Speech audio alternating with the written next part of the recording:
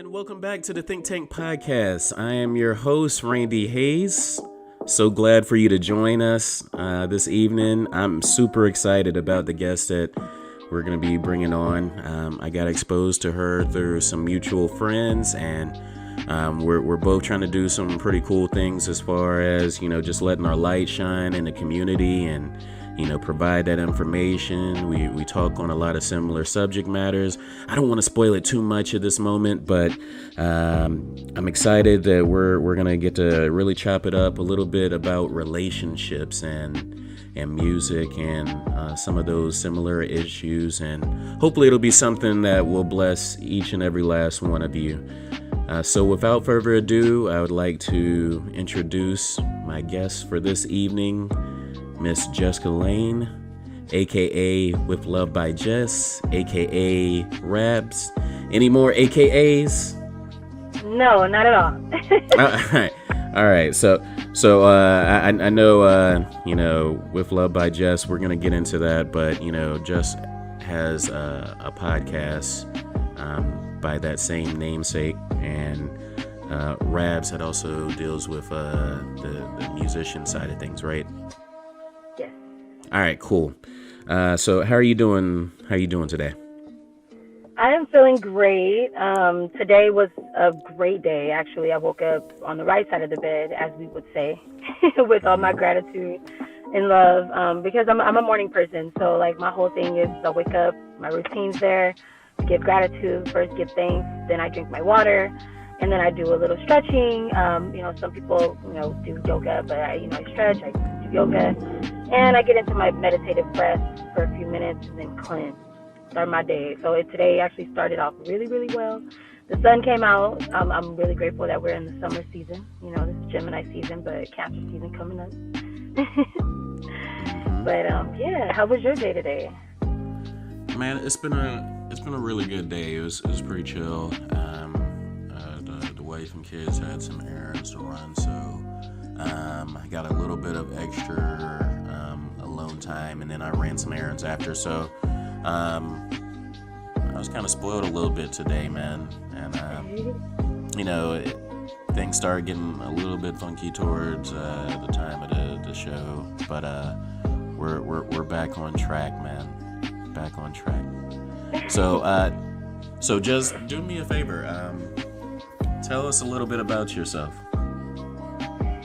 So I am. It's kind of a mouthful because I'm known to be the Renaissance woman. I got a lot on my plate, but I mean nothing too wild that I feel like within my purpose I can't accomplish, because everything kind of coincides.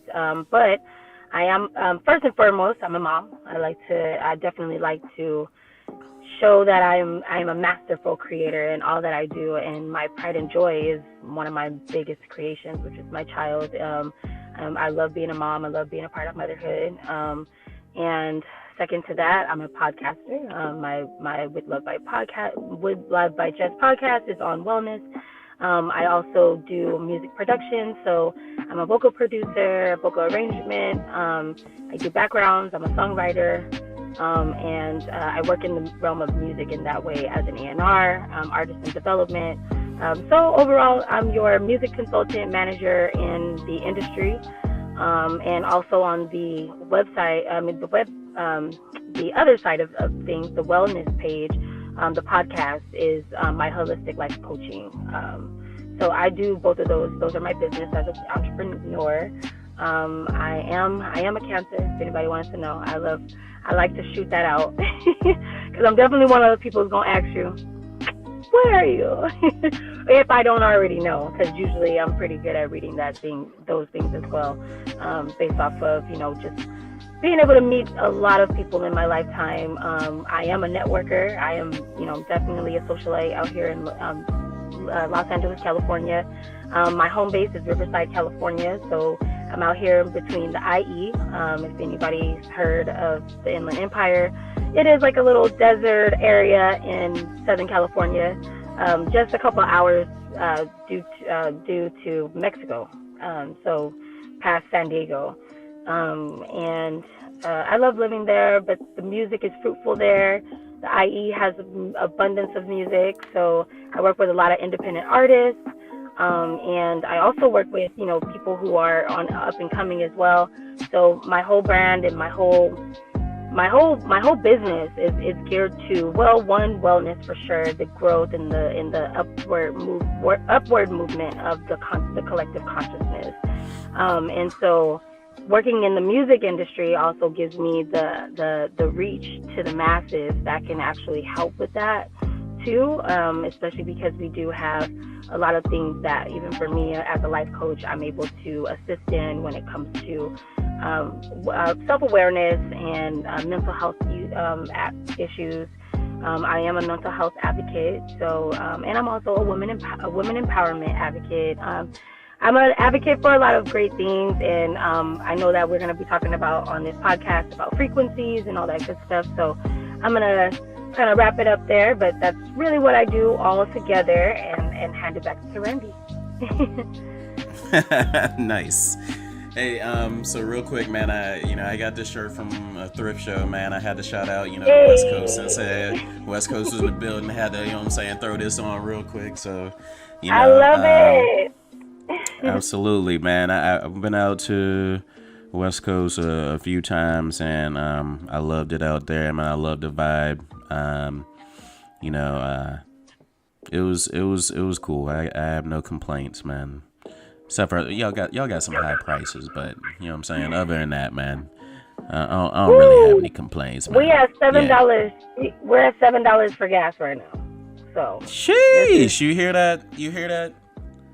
DMV, I don't want to hear nothing, man. They at $7. So I've seen it. My friends on the East Coast, they're like posting $5. I'm like, oh, y'all got hit, huh? I know when I go to the East Coast, it's usually like $3, $2 sometimes, and I'm like, man, I wish I could get gas out here, because ours is usually like in between. Well, after when it was Trump's turn to be in office, we were well over almost about $5 anyway.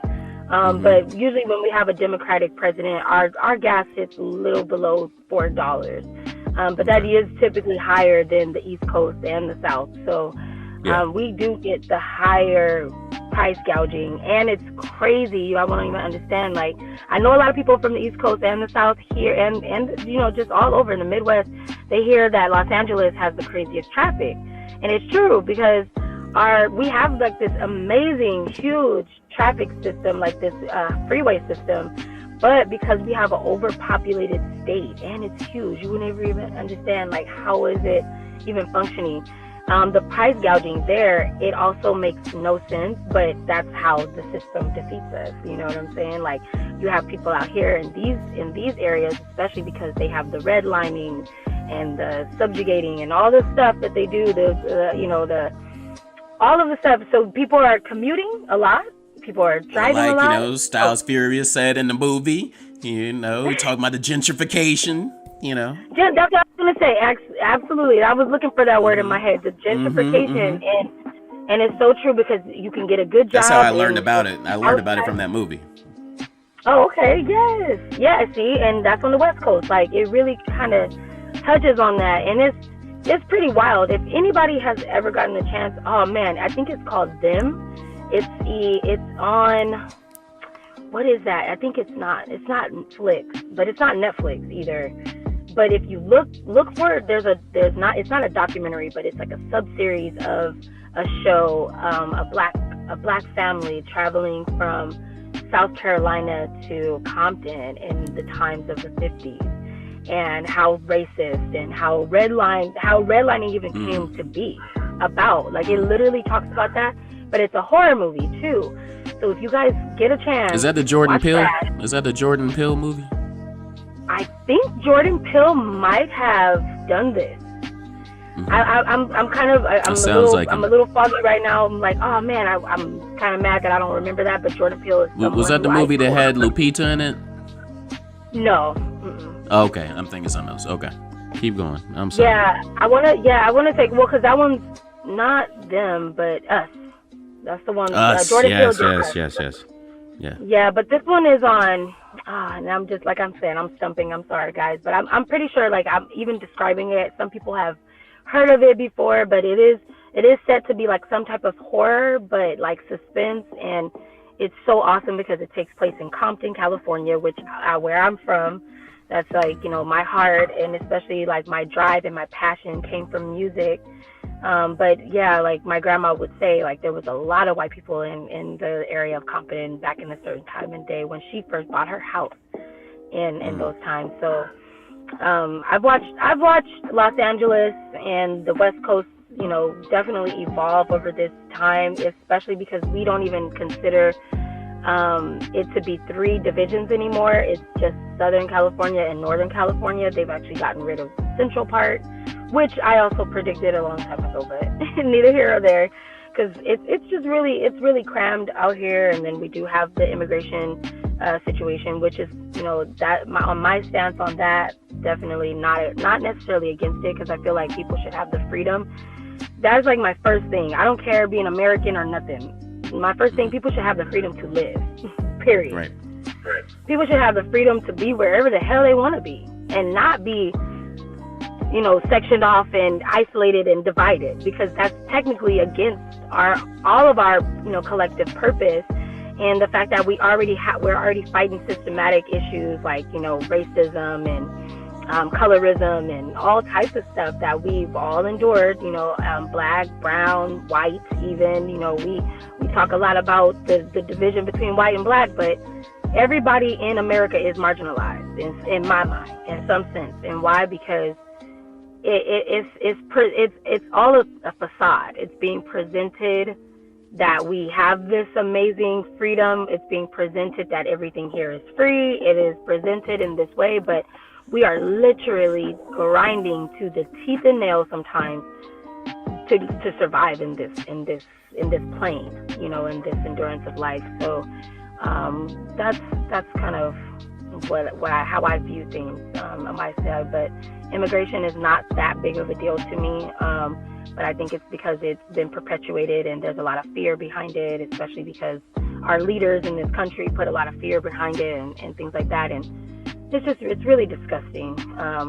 But that's why we have our podcast to talk about that, because I know a lot of people have those same views, and some people might not be speaking up on those same things, because I know I have a very controversial kind of way of thinking about it.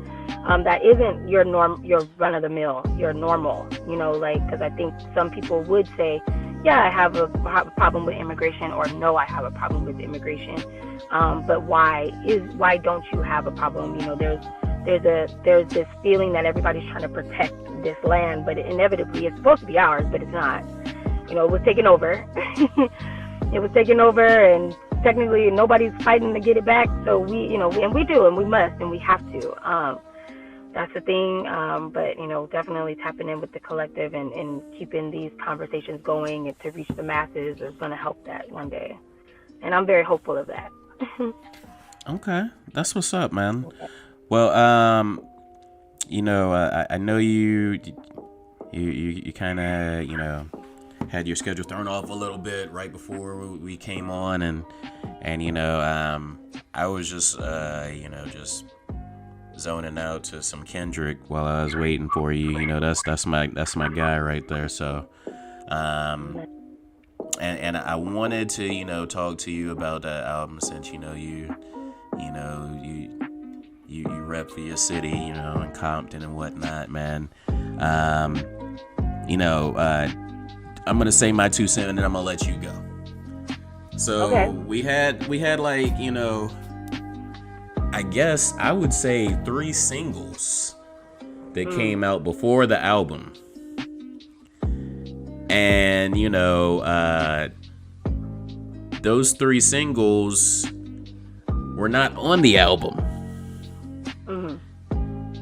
And then the album comes out, and it's so Kendrick. It's so Kendrick. You know what I'm saying? Like, Kendrick, yeah. he goes to the beat of his own drum. You know what I'm saying? Like, because let's keep it real. A lot of people, they like to, they like to listen to the single before the album comes out. And then they're like, oh, this song's cool, but where's my song I'm looking for? You know what I'm saying? Like, he's like, nah, dog. You know what I'm saying? Like, all that was really off the strength. You know what I'm saying? I know some of that was on Baby Keem, and but the 5 Heartbeats and all that.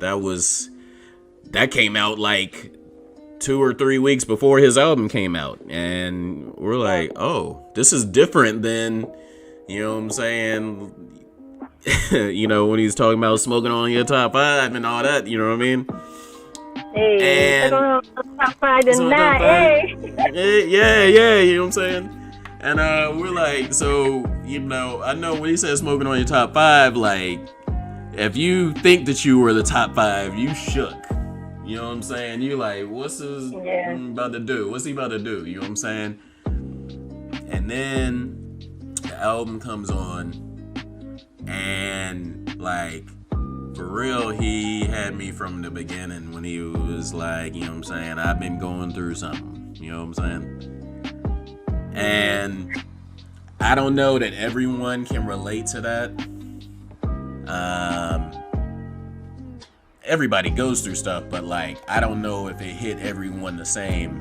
But not to get too deep into it, but like, you know what I'm saying? I can definitely relate to going through a season.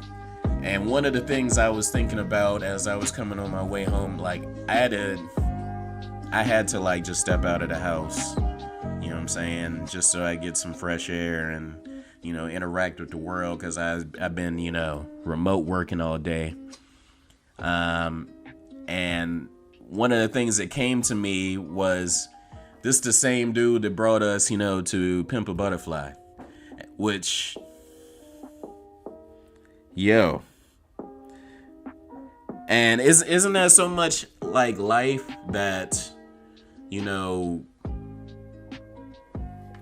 we think that, this evolution that we're going on is it. But, you know what I'm saying? It's continuous. Like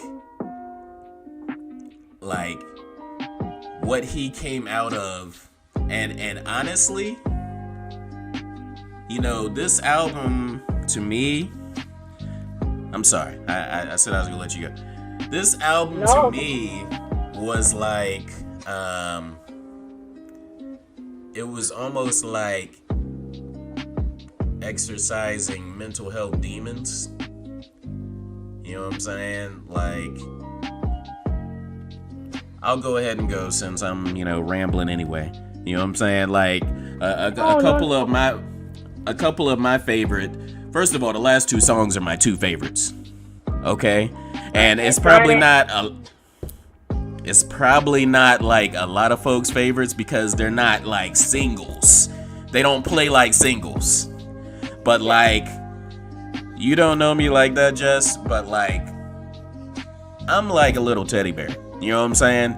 Like, my wife and I will be watching a movie, and it gets to a part in the movie where it's like the breakthrough, the sentimental part, and she likes to look over at me because she knows I'm about to have like some, you know what I'm saying, something in my eyes and stuff like that. Like, when I listen to Mother I Sober, when he's talking about, like, when he's just putting out there all, you know what I'm saying, like the skeletons from, these generational curses and stuff like that, like, that hits so hard, man. And I don't want to be, a hostage of the moment. So I'm not going to say that it's like the best song on, dealing with the skeletons in your closet that ever existed. Although I definitely put it up there, you know what I'm saying? Obviously, you know what I'm saying, DMX did his thing as far as like, really putting it out there and stuff like that. But low key, like, you know what I'm saying, Joe Budden had a song called Calm Down. You know what I'm saying? And really he was talking about mental health, you know what I'm saying? Like, before a lot of people were. I'll just put it that way. I didn't even know. You know what I'm saying? Yeah. So, yeah. I don't listen to Joe Budden. What'd you say? I I don't listen to him like that. He ain't never been Okay, my you don't favorite, but listen. I remember when he Okay, first. no. I remember when he first came I out. thought you said. I thought you said you No, I didn't know mean, who. Oh, okay. oh, I know who he is. Oh yeah, like I just didn't. Okay. I remember when he first came out, we was rocking with him, but then he kind of got a little. He got in. Joe Budden is a product of that artist that gets lost in the sauce in the industry. And Okay. unfortunately, like when I say lost in the sauce, that means it does take a lot. It requires a lot to stay on your game. It requires a lot, and this means when I say requires, it's not just you getting popularity contests or seeing how many people like your stuff or anything like Okay. that. It's about putting I time into your I skill. can go with you on that. I Yeah. I'm totally cool with that. You know what I'm saying? Like, but I'm not gonna throw the baby out with the bathwater. You know what I'm saying? Like, even like Yeah. ironically, the last guest that I had on the show, Ray Bond, we were talking about like, cancel culture, and you know what I'm saying, like, how we have become kind of like the judge and jury over folks and stuff like that. I honestly, I totally get what you're saying as far as like Joe concerned. Yeah, no, that's not my. I actually wasn't even talking and getting into his personals. I was talking about his music. I'm talking about okay. like, and I'm saying like from a retrospect that I wasn't a big fan of his after a while because he did fall off. Like he fell off. Like, and when I'm saying like lost in the sauce, like getting hyped on your notoriety now, getting all excited about your clout and making this money, and then not put the time and the skill into your product. You as an individual, independent artist or whatever, individual industry label that you decide to sign up with, it does require a lot of. That's what I meant about a lot. It requires a lot to give to that, like your energy. You have to commit to your music. And I don't think he had enough of the know-how to keep his career on that. And I know the man's been through a lot of stuff, and I sympathize with my black brothers. I'm not a part of cancel culture. I don't believe in it. That's not my thing, and I definitely wasn't gonna go there because Joe Budden is somebody that I never canceled. I just know, like, for me, even personally, if I were sitting on a podcast with him, I would not be as engaging because I feel like he does do a lot. Like I'm a big fan of like See the God. I love shoot, why did I blank his name? You know what I'm talking about?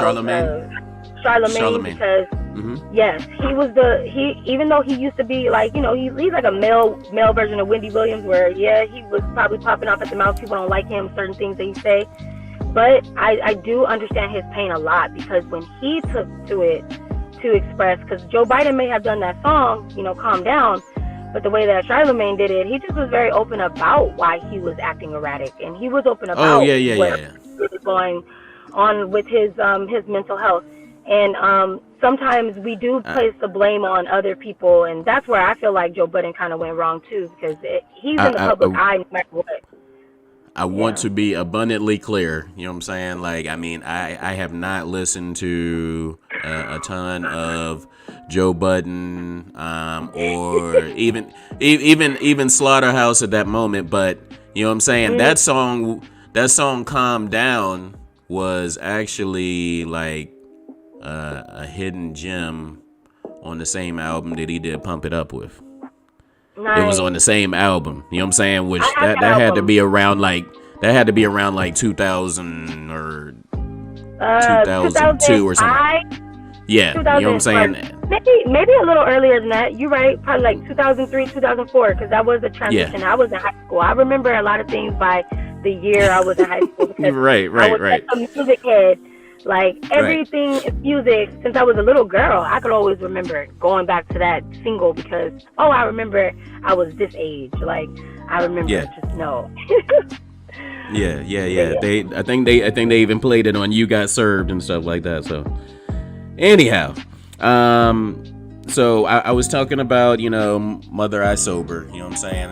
And the other like the song right after that, Mirror, where he's like, I choose me, I'm sorry. Like, those really, like, hit me the hardest. You know what I'm saying? Like, I kind of walk around with, like, this chip on my shoulder. Like, it's what fuels me. I can't explain it. Some people are like, why do you have a chip? Like, you're fine. You're okay. Why do you... I can't help it. You know what I'm saying? I think it's part of that Mamba mentality or whatever. You know what I'm saying? Like, I got to keep that chip. You know what I'm saying? And so, when I hear, Count Me Out, like, obviously, like, actually, that song got me in trouble. You know what I'm saying? Because, my daughter started, like, started singing, like, the hook, which is... Look it up.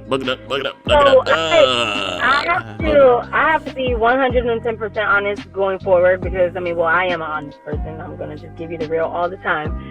But for me, I didn't listen to the whole album yet. I haven't listened to the whole album yet. So even you bringing up the references, I could feel that because I already know, like, I share the same understanding and love for his lyricism when it comes to issues that we, because that's all I keep hearing about the album is that it has been able to relate to a lot of people who are going through a lot of things in this country. Mm-hmm. And it is so powerful, which I already expected. I already knew that that's why it took him a while because, greatness doesn't come overnight. We should not be posting streams of singles every freaking week. That's my idea of how I feel like your longevity can last in this industry too, because a lot of people are looking for a quick dollar, which if you're okay with being a one-hit wonder, that's fine, whatever. But I really love big bodies of work, and the way that Kendrick is able to put an album together, I knew I needed to listen to it on a time where I was going to be able to receive.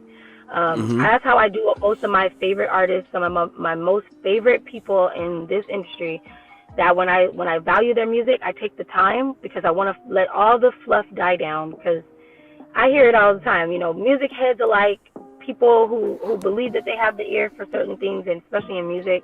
Me, I'm like, I hear everybody's retrospect to the project, but I want to take the time to really feel this one. And just last Wednesday, I believe, I had came to a Kendrick day where I was like, I think I'm ready to listen to the album, but I hadn't even gotten through the first side.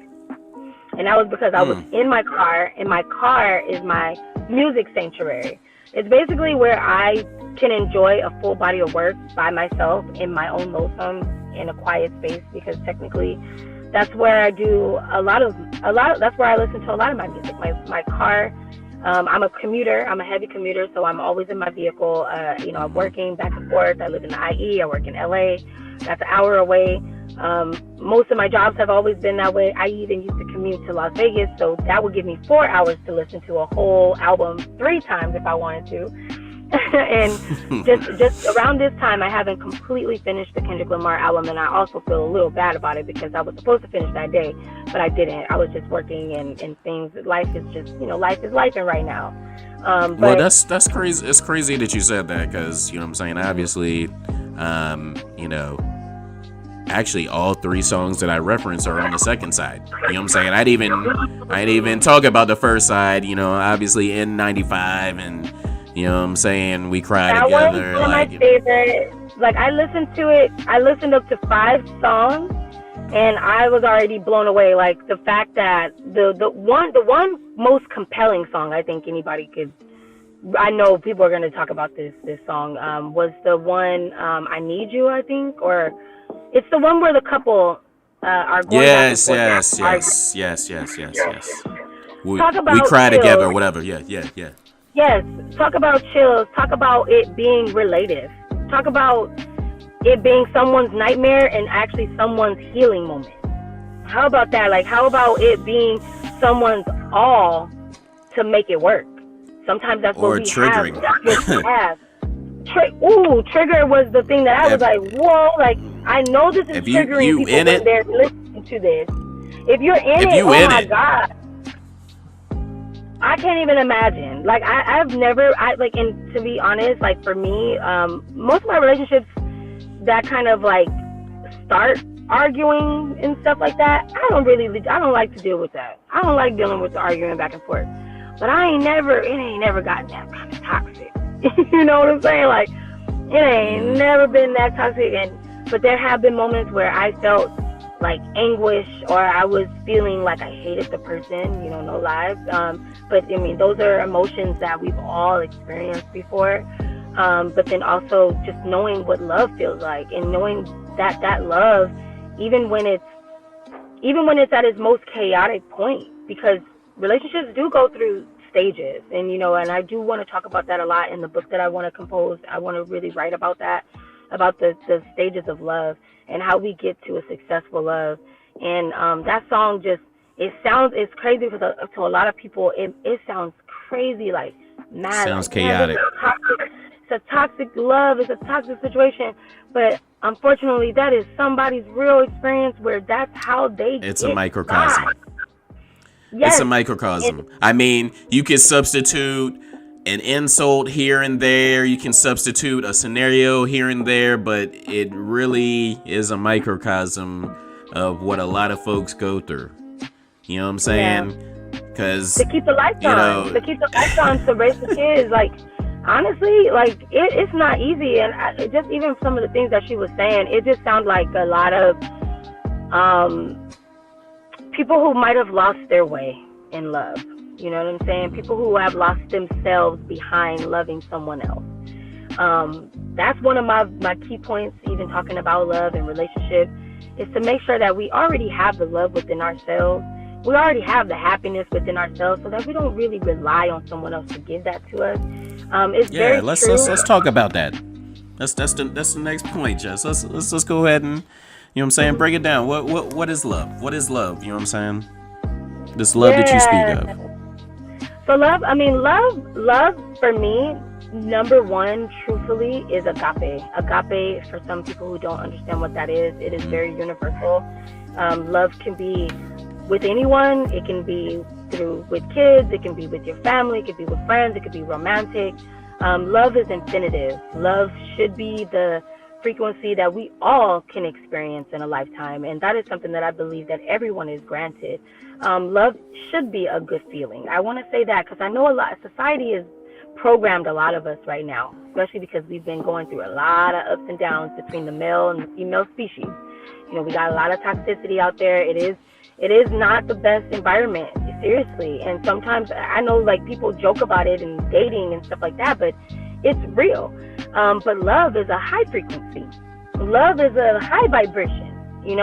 Love is something that's supposed to bring joy, added joy. Like I said, if you already have your self-love, if you already know how you feel about your own self, because your own confidence, your own self-esteem, your own love for self will be able to, it will be able to influence the masses. And some people, they've never experienced love, even when they were kids. Like, that's kind of hard, to even imagine sometimes, but it's true. Like, some people really have never really experienced what love feels like, because they've either felt abandoned, or some people might feel like no one cares, and some people don't ever have someone to even watch after them. There's a lot of orphans and things like that, and they're mistreated from the time that they're born. And it's a really unfortunate situation that everybody won't be able to experience love at the same time and the same frequency. But collectively, we should be moving forward towards that. And like I said, everybody does deserve it. When it comes to romantic relationships, so I am a huge advocate for that. That is something that I definitely indulge in my holistic life coaching practices, because I have kind of been mother love since I was in the 9th grade. No lie, like, it's kind of my little claim to fame. I got receipts. I know, like, I've hooked people up throughout the years, and I've helped relationships stay together, and I've also helped relationships break up. That's my thing. I love it because I don't believe in self-deprecation. I don't believe in people lowering themselves for the next. I don't think that we should be stepping on each other either to get to where we need to go in life. It is an equal balance. Love is that equal balance between the man and the woman. It is the reason why we exist. We were born out of love, the filthy rags that we are. We were born from this earth, from this ground. And I feel like it was a collective of God's love to show us that love is infinitive and it is possible, that we even exist. Love is huge, and that's what I push. That's my brand, With Love by Jess. A little bit about that, like that kind of came from all my work in this industry, all my work with my loved ones and my friends and people that I care for. The like I said, the relationships that I've been able to build and keep together and break apart, because it's a, you know, it's one thing to love everyone. It's one thing to know who you can love and who you can feel safe with and really open up to. But I know that when I got my life back on track, after experiencing my own heartache, my own self-deprecation, and my own self-sabotaging notions, going through depression and anxiety, that once I came out of that, and I will consider myself a born again, you know, a new birth of this land, granted by Spirit, Source, my Creator, God, who I believe that we all serve, and God definitely serves us by keeping us alive every day. And not everybody has that privilege, and we do know that now, especially because the world is going, you know, it's going haywire right now. You know, there's a lot of death and there's a lot of down. But love is the one thing that kind of keeps us at balance, and society has kept us from thinking that love is going to even matter. You know, we talk a lot about love not mattering in relationships, but I'm saying I think that it is a key component, but it is not enough. And I don't think that it's just all of it, you know, oh, just because you love someone, it's going to help you get through hard times in life. You know, you do have to have communication. You do have to have loyalty. You do have to have respect for your partner. If you don't have respect, if you're not proud of the person that you're with, it's not going to really matter, especially, and I'm talking about romantic relationships, because even your friends too, like people who you want to have the same energy, you know, like your parents probably said, birds of a feather flock together. You know, those are people that you grow to love too. So, you know, that's why I started off this conversation by talking about agape love. You know, love is infinitive, and it is through all different types of relationships. And sometimes we just get caught up on the one, and then some people really do believe, they have a belief that men and women can be friends.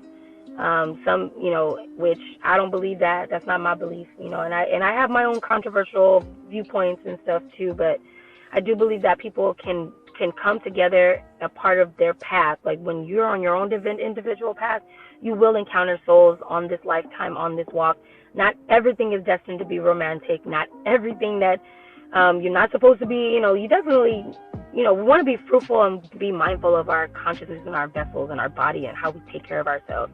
So yes, not sleeping around is a part of that. And I know a lot of people in society don't want to hear that, because they're like, it sounds like you're preaching, or it sounds like you're, you know, a prude and, you know, this and the other. But I'm like, no, like, trust me, I talk a lot about sex therapy as well. I do that. That is something that I thoroughly talk about with my couples that I actually counsel, about, you know, it being a key component in a relationship. But sex isn't everything when it comes to just meeting everybody. You know, you have to flush out these relationships, meet these people, build rapport. A foundation is key, and like I said, you will get that through love. You know, we show each other love, we build the rapport, and then the trust and the communication. And as long as everything is kind of in alignment, these are the people you're going to encounter for the rest of your life until you're dead, until you're gone. You know, we're gonna meet so many people, and that doesn't mean that everybody is romantic and that everybody is our friend. You know, but definitely the gift of discernment, which a lot of our vessels we do possess, but some of our people don't even understand the power that we hold. And those are the same people that I feel like kind of badmouth love. They don't really want love, or maybe love ain't worked out for them in any aspect. Even the relationships between a bond as deep as a mom and a child. You know, some people are not experiencing those relationships with their mothers or their fathers from parenthood. That what love is. You know, so love is a gift of God. It is, you know, it's definitely the highest gift, and music is derived from that gift too, because it is one of the highest gifts that anybody could even have. Even if you're not a musician, you could just really love music and just really understand and know music enough to really break it down, and it be that. But it is on the same frequency. It is on a higher notion, and we could all achieve it. We could totally all achieve it. But that's my brand. I believe in love. I believe that with love we can do all great things, and I mean substantial, like, you know, growth, like, you know, evolution, takes place when we move within love, because it does push up the higher consciousness that we're trying to find ourselves, here on life. Some people don't know their purpose. Some people don't know why they're even here, which, we come to find those people on our path. And what I want to say to that, even too, if you know someone, anybody listening to this podcast, somebody that doesn't receive love, try to start practicing acts of kindness. Try to be more of a kind person. This world needs it better. Some people might be crying, just, I don't know, that's my one thing that I always give, is like the advice of serving others, because love is the easiest way that you can give back. You don't even need money. You don't need money. You don't need to buy nobody no food. I mean, yeah, you could do all those acts of service and kindness and acts of kindness to other people, but giving somebody a hug, that's love. Like hugs, no doubt. Like those evoke emotions like oxytocin and things like that make you feel good. They make you feel great, and that's what love makes you feel. It's not supposed to beat you down. It's not supposed to hurt you. Yeah. It's not supposed to be that in our situation, but like I said, if it's that toxic, sometimes the relationship gets that toxic, and that is someone else's form of love, though. That is someone else's way of communicating with their partner. In that song, that's what I witnessed in that song, and it may not be everybody's cup of tea, but that is definitely, we have people in the hoods, we have people who are marginalized, people who don't have the same opportunities, and that might be the only example of love that they got. But keeping love alive and knowing that it's a positive vibration, we have to kind of push that out in the narrative a lot, that we need it. It's not something that we all should be putting down right now in society, because that's the reason why we are currently still in this chaos. If I were to, ask you, is love a feeling or is it an action? And I told you had to choose one or the other. That's a trick question. It's not that easy for love to be, quantified or articulated. And because I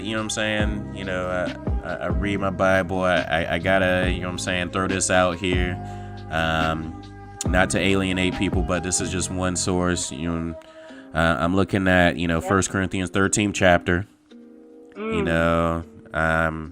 Starting at verse 4,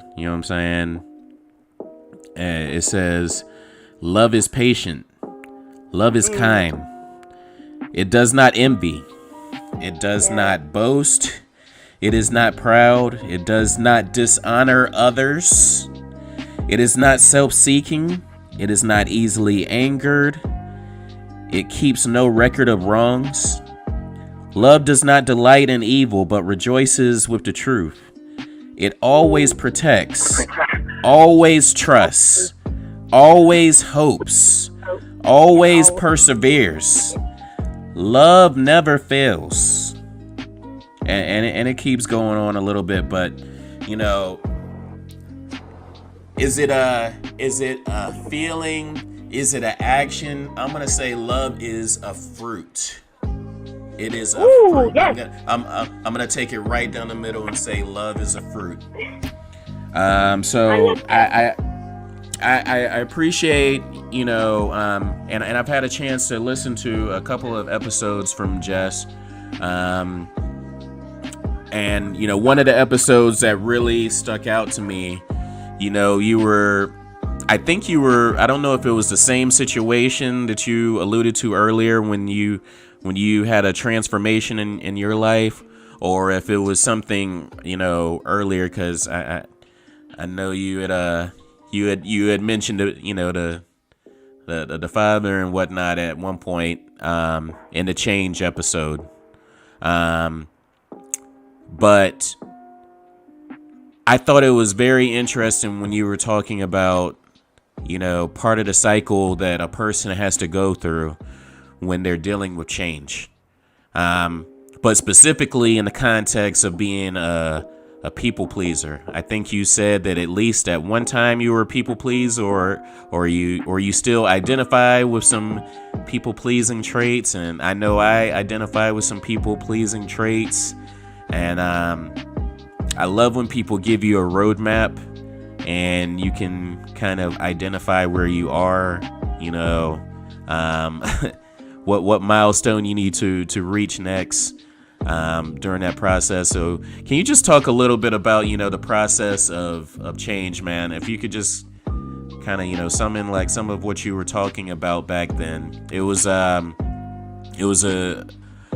really cool for you to highlight, even dealing with, understanding your self-worth, knowing your self-worth, and you also talked about,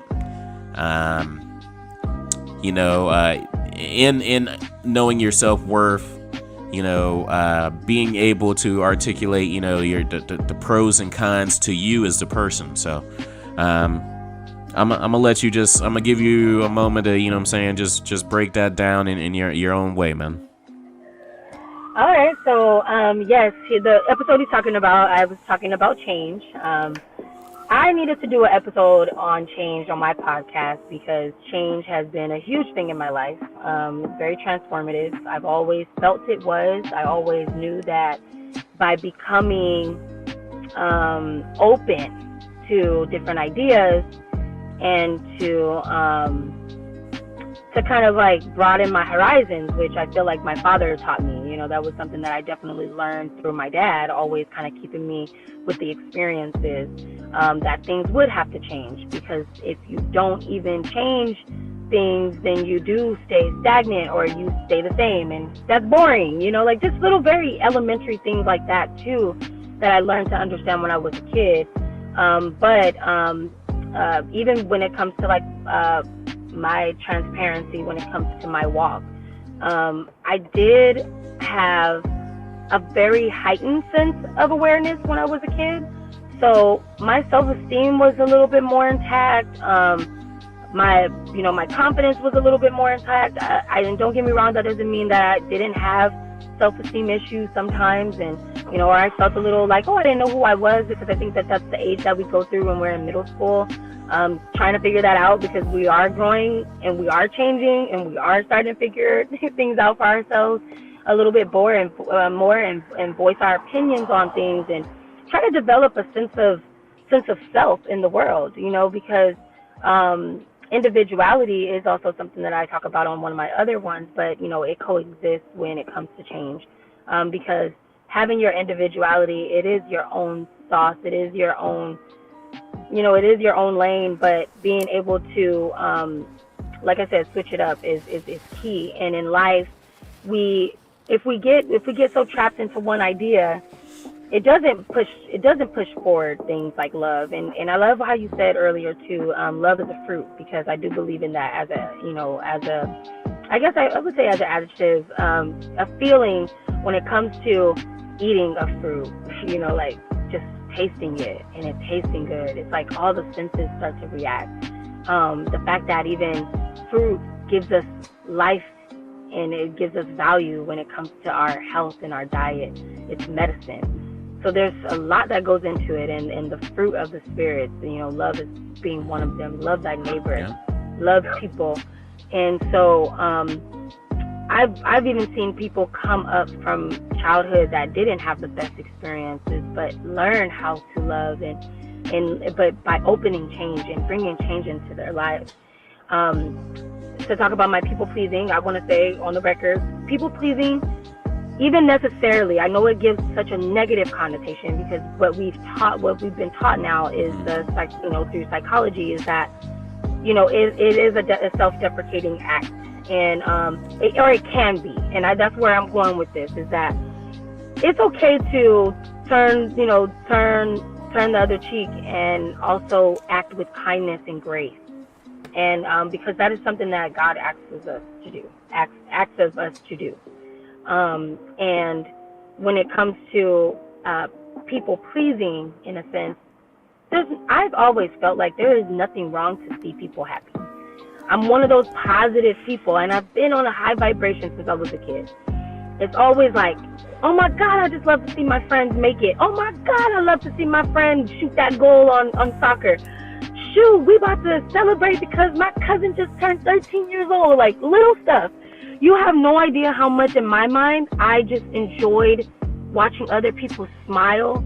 It was one of my favorite things. And so it did become a part of my life. It became a part of my life that, oh man, especially once I noticed that the kind of the gift of gab, or the way that I even talked, or the way that I was able to joke around and be like a full-blown comedian in high school. Like, I was a class clown. I made people laugh. And to see people laughing, I was just like, man, this is awesome. And that's just my younger mind. And I still feel that way. I love when my black people come up, especially my black folks. So I got to say that.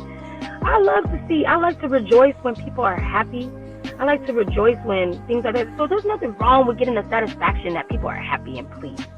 So that's why I want to say people pleasing ain't such a bad thing. But when it becomes toxic, because we're in the society now, 2022. Everybody using that word toxic, right? But we can say that things toxic is something that's like, it's like something that spoils something. It's negative. So we want to talk about what is toxicity. Why is toxicity a thing? Because we do realize that too much of a great thing can be bad. Sometimes in certain lights, not all, but the people pleasing can be too much of it sometimes, that we forget to love ourselves. And I remember being in certain situations when I was younger that I didn't put me first.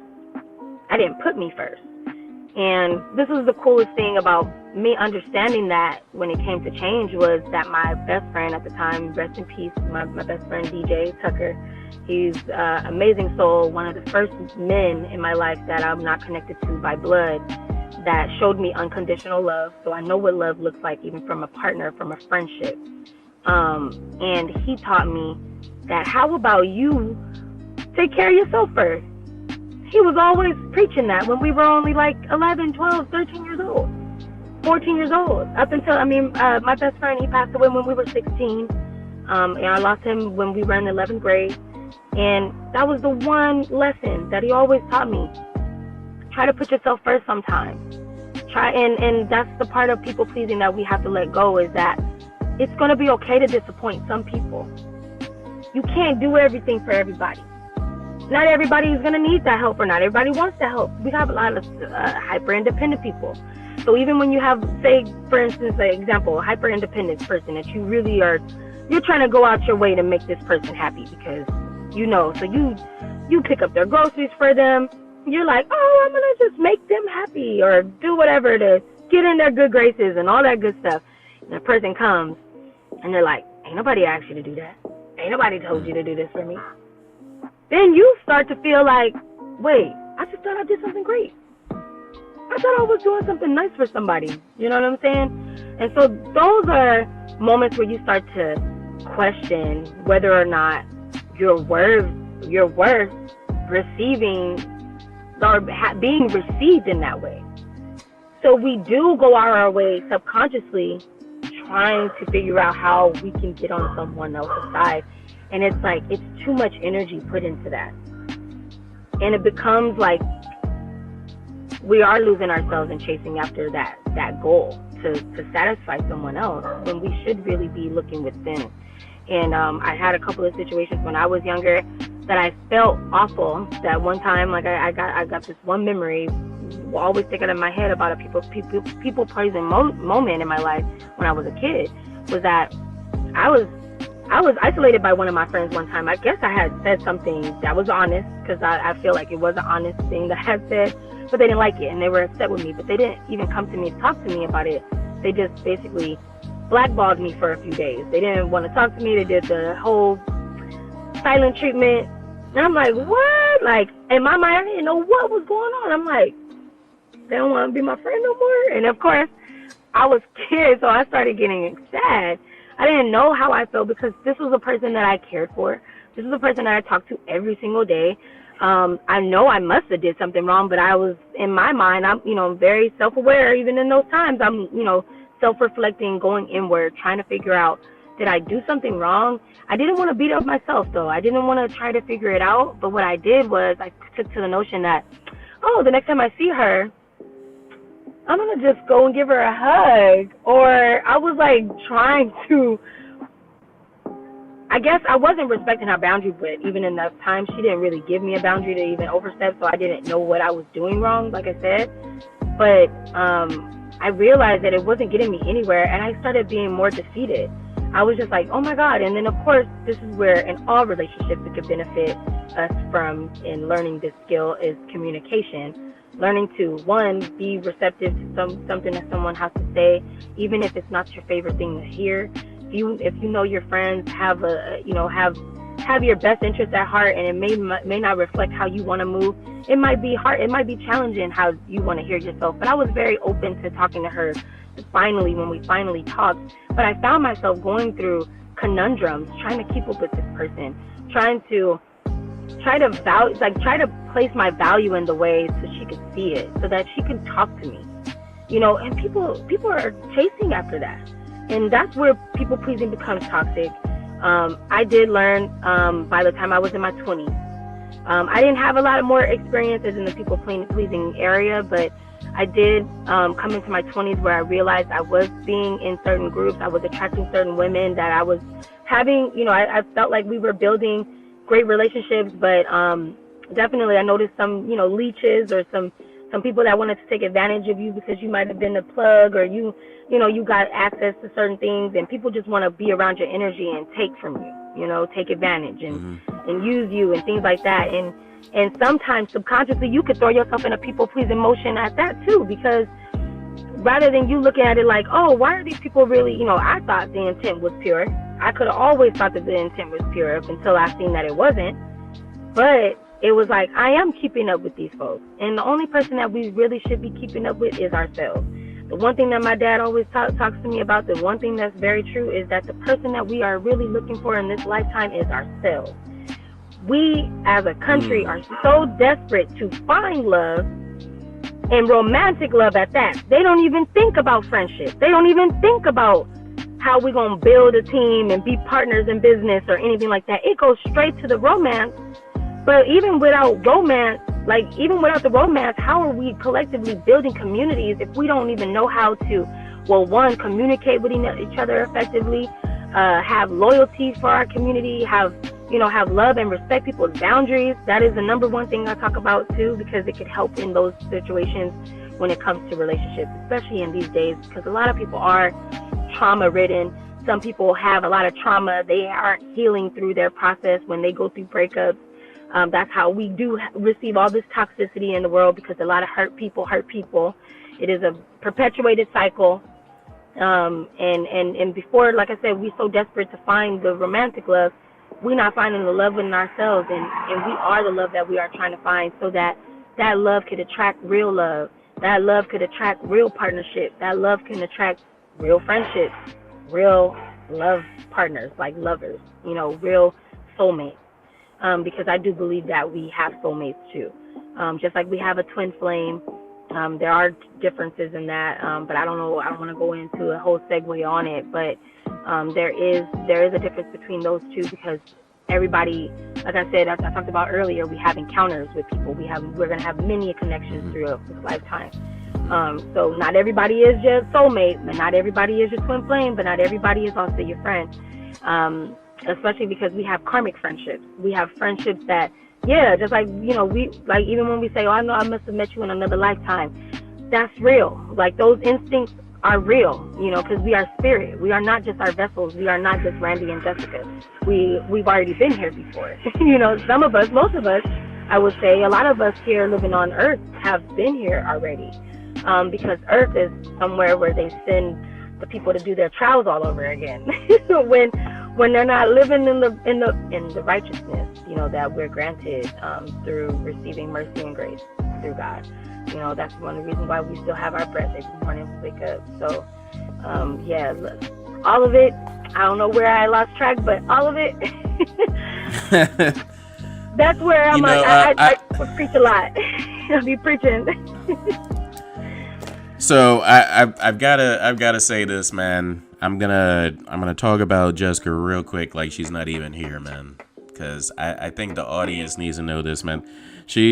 she told me before she got on here, she was like, she said she was nervous, and I could not believe it, man, because, you know what I'm saying, I've heard her on her podcast, and like on her podcast, you know what I'm saying, she's got that, you know what I'm saying, like she already got the voice or whatever, you know what I'm saying, and when she's doing her talk and stuff like that, you're already captivated, and it flows off so smooth because she's in her element and stuff like that.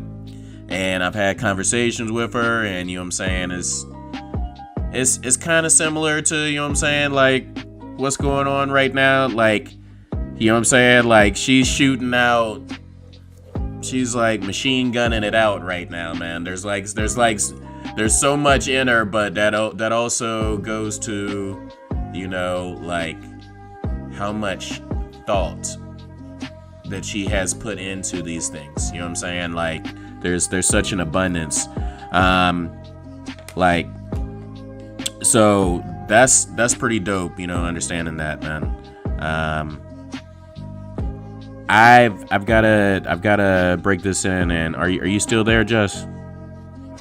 Yes. Yeah. Okay. You muted because of loud noise. Okay. Cool. You know, talk really quick about the self-evaluation portion. You know what I'm saying? Like, you know, what's the benefit of, you know, doing self-evaluation? What does that look like as far as like the pros and cons? Yes. Oh, I'm so sad that the first thing that you said when you said that, I was like, there's this book. And it is to find your higher consciousness. I totally forgot the title. I should be better at this, and I'm so sorry for everybody who's watching. You're good. The self-awareness is really a big thing. I hope that when you are able to post this, you can actually put some of the inserts, because I'm going to find these books and some of the things that I'm actually kind of quoting and stuff like that. Because I am knowledge-based, you know, and wisdom-based. I would say I'm way more wisdom-based, but I'm also knowledge-based as well. So I'm coming with the diaspora of knowledge when it comes to talking about self-awareness, the higher consciousness, and also the love, you know, the realm of love and how that all coexists together. But the self-awareness is definitely a tool of self-love. If we want to go anywhere in life, we should want to expect to change, because it just drives you forward. It pushes the upward balance when it comes to having the masculine and the feminine energies balance out, so that you know where you're always at. We do have what we call the ego mindset, and the ego mindset is something that we need to be very conscientious of, because it is our id. Our id, it's E-I-D. It is who we are. That is undoubtedly, a lot of people either have negative connotation about what they understand the ego is, or a positive one, but either way, that is our center core. That is our definitive person while we are here in this lifetime. And sometimes that ego needs to be examined to be able to push for a change, because the ego it could be off its reins, and it could also kind of hinder us in our lifetime too, because it has, you know, a part of your subconscious, your unconscious mindset too, because a lot of people don't talk about that as well. When we talk about shadow self, even not being present. I don't know, all my astral planers out here, people who are in their own world, they can attest to that.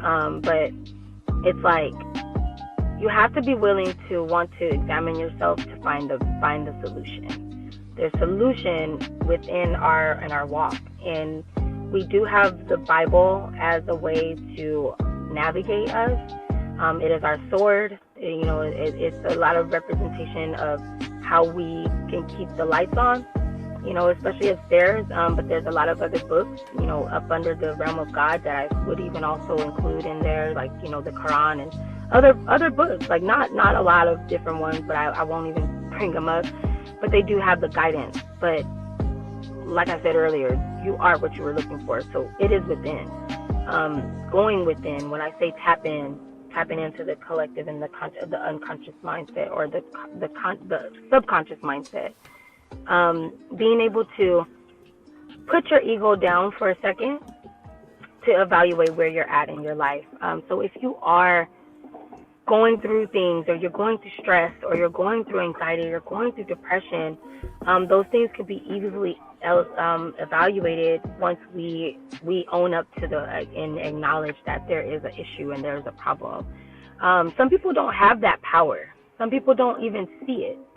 I've seen it. I've seen how ugly that could be too, where you're just not aware at all. And you are probably one of those people that are offending other people. You're a negative Nancy, someone who's always putting people down. And that's when we talk about the low vibrations in the subconscious. Those are people who are low vibrational. Most people who are low vibrational, they are foggy-minded. They are easily irritable. They have a hard time accepting happiness, which you would think, like, what? Like, that means they actually don't believe in themselves as much. They don't have the confidence. They don't think that even they can even do what they even put out to do. Like for instance, a person who was worried about getting a really good job at a Fortune 500 company that's going to pay them thousands of dollars a month. And they go for that interview and then just immediately think that they can't get it. And then when they even get it, I've seen it before too, that they decline the offer because they don't even believe that they can fit the role. They don't even understand that their lack of confidence and their lack of luster for life is causing them to miss out on opportunities for them. And that's what we call a low vibrational person. Someone who complains all the time, someone who is not easily satisfied with just the simple things. Because we could all say that, you shouldn't be taking life for granted, right? And because there's a lot of people out here on these streets. I'm in Los Angeles, California, on Skid Row, literally with people who don't even have a bed. But the low vibrational people will let you know that they're not satisfied because, of anything. They look for 5 things in the morning to complain about because they can't escape the negativity in their life. A high vibrational person actually will accept some of the things that, because a lot of the things that we encounter in life are our own responsibility, our choices, our lineup, the people that we accept in our lives, our energy, the people that we want, the job that we take, every step that we take is our responsibility. And the high vibrational people kind of get a sense that they understand that and they want to be better. It's the drive in life that I want to be upward. I want to go higher. What you laughing at? I'm like, did I say something so silly? Oh my God. Nah, man. You know what I'm saying? It's my fault, man. When I heard you say, your lineup, man, you know what I'm saying? I just went somewhere else with it, man. Go ahead, man. Go ahead. With the high vibrational people? Because the high vibrational people winning. I feel like I'm a high vibrational person. Let me talk about the love frequency. When we talk about vibrations, for anybody that's kind of listening, we talk about the frequency. And everybody has frequency because we are all energy. That is the sound that we hear when we hear music. It's, it's everything, like everything that we hear and we touch around us that creates a vibration. And it is the frequency. And love is the frequency. It's 852 high Hz. That is the love frequency. So you can already see it's very high. It's in the 800s. We shouldn't be going any lower than 500 because that's the lower vibration. But even when it comes to music, it is okay because certain vibrations in music and frequencies actually help balance our healing. For my chakra readers out there, my celestial people that understand the center core of our being in our vessel, that the chakras, all of them, if they are tuned and, because even with your root chakra, you have to have a certain, I think root chakra is about 452 or something like that. So you want to listen to music in that vibration because it helps tune you out. Because your chakras could be out of balance. They could be toxic to your well-being. But kind of tapping into that modality and understanding breath work also is a great healing modality when we talk about frequencies, to kind of keep our vibrations high. But high vibrational people, they do tend to go inward a lot more than going outward and looking for people to take responsibility for the things that we're doing in our lives. Because low vibrational people usually don't own up. They have a hard time apologizing. They don't want to, but high vibrational people are like, I do want to be a better person. And usually we are trying to find ourselves to be better people to other people. And that's where the positive people pleasing comes back into the world, because we don't want to be so shitty that we're being shitty to other people, because that's what happens if we don't take the time to check in and find out, why am I so messed up? Because inevitably we all are. We were all born in some type of chaos, whether some people like to believe it or not, because the privileged people, oh my goodness, and I will say privileged people, because people who kind of born up with the silver spoon in their mouth and all types of things, they kind of seem to think that they don't have any trauma or they don't have any issues, but everybody kind of grows into those things too. But the more we just try to shut it out, the more we're not going to be as accepting to the rest of the world, because that's also like not being able to put our feet in other people's shoes and really view the world as an equal. But I will say that not everybody is equal. I don't believe in that, but I do believe in kindness and respect to everybody, no matter what level of life they are on.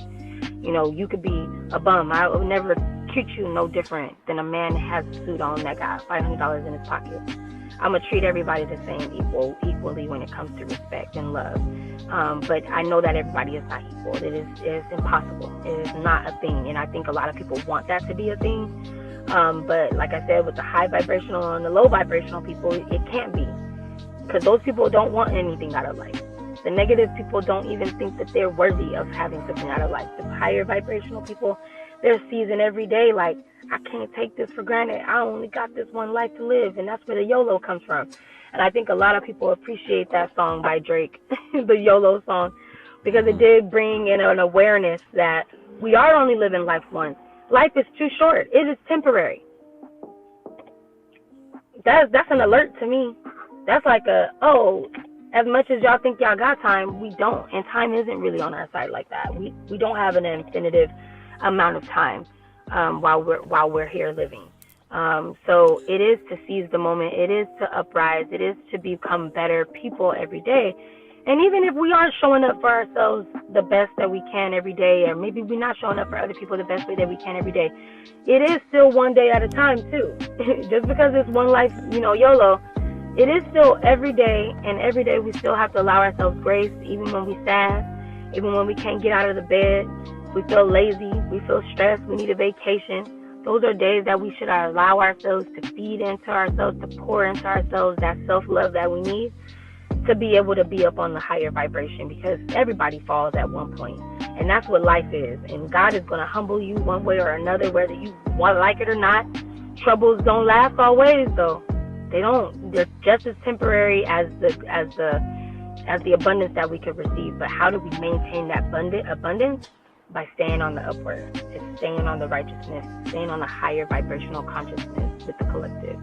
It is to stay up. I can't stress that enough. I feel like people just think that it's all textbook, like some little guru, little Buddha man said it, and then it's like a facade, like it's not obtainable, but it is so true, because I lived through that. One of the reasons why I'm a life coach to this day is because of my wisdom. And wisdom comes through experience. The things that I've witnessed, the things that I've conquered, the things that I went through, and I've fought and through certain battles. I have resilience tatted on my ribs for a reason, because I am a warrior. I am someone who is not easily broken. That you could bend me, you could try to break me as much as you want, but I always bounce back, and I have. And I know that this life ain't easy. So with that mindset and understanding, that's how I'm able to help other people look at themselves in the mirror, find out what is their issue at hand, and start to work within. The perspective will be broadened, especially living in life, because everybody right now, I think everybody's thinking, the world sucks. They got that, the earth is ghetto, I want to leave song. I love it. And I feel people's pain. I feel it. I be like, life is ghetto, earth is ghetto, I know it. But everything comes with a price, because God already told us it ain't going to be easy. And that's one thing that I always keep in my mindset, is that as long as I know that it's not going to be easy, there is nothing that can break me. And God will not give us nothing more than we can bear. And that is true, because even when we taking them lashes through life, slap, slap, slap, we have the infinitive power to really bounce back and to heal ourselves. And that's what we give ourselves with self-love, and that's what we give ourselves. It's just a cycle. It's a cycle. So when we see ourselves, in our reflection, to check ourselves within, go deep, we can point out some things, lift that vibration a little bit, and then it's a great way to give back, because people want to be around positive people. You know what, Jess? I mean, I feel like we have to learn to better strike a balance. And to really be able to strike that balance, we have to be able to tap into, that higher source. For me, it's my Heavenly Father. You know what I'm saying? Amen. And the reason why I say that is because, you hear, understanding your self-worth. You hear, you gotta have self-love. You know what I'm saying? Like you hear self-actualization. You know what I'm saying? You hear self this and self that and self that. And, to a person on the outside, listening in, it may be like, man, you know what I'm saying? Like, are we becoming more selfish? No, I get it. But, you know what I'm saying? It's like finding that balance. You know what I'm saying? Like, we are here for a reason. Our life has significance for a reason. And for me, for real, like, I'm glad to hear, you speak on, like, low vibration and high vibrations, because, honestly, I never Googled it or looked it up. But what I thought, you know what I'm saying, when I thought of, like, low vibrations and high vibrations was, you know what I'm saying, like, low vibration folks are just, you know what I'm saying, like, folks that are, like, a little bit more, I don't want to say simple, you know what I'm saying, and, like, their thought process, but, like, can't see beyond, you know what I'm saying, like, their eyelids in some instances, where, high vibration folks are, those who, have been given the ability to, you know what I'm saying, operate and see from, a larger picture, you know what I'm saying, and operate on that plane, you know what I'm saying, like, so, finding that balance between, you know what I'm saying, like, self-love and I'm keeping it real with you. Like, I want you to address this, man. I don't know if it's like survivor's guilt. I don't know if it's like survivor's guilt. You know what I'm saying? Like, but it's like, bro, I want, you know what I'm saying? Like, I want to have that self-love, but, you know what I'm saying, I also want to make sure that I'm staying in the game, in the process. You know what I'm saying? Yeah. That I'm not falling asleep on my assignment. You know what I'm saying? Or, stretching my, stretching my 30-minute lunch break into a 50-minute lunch break. You know what I'm saying?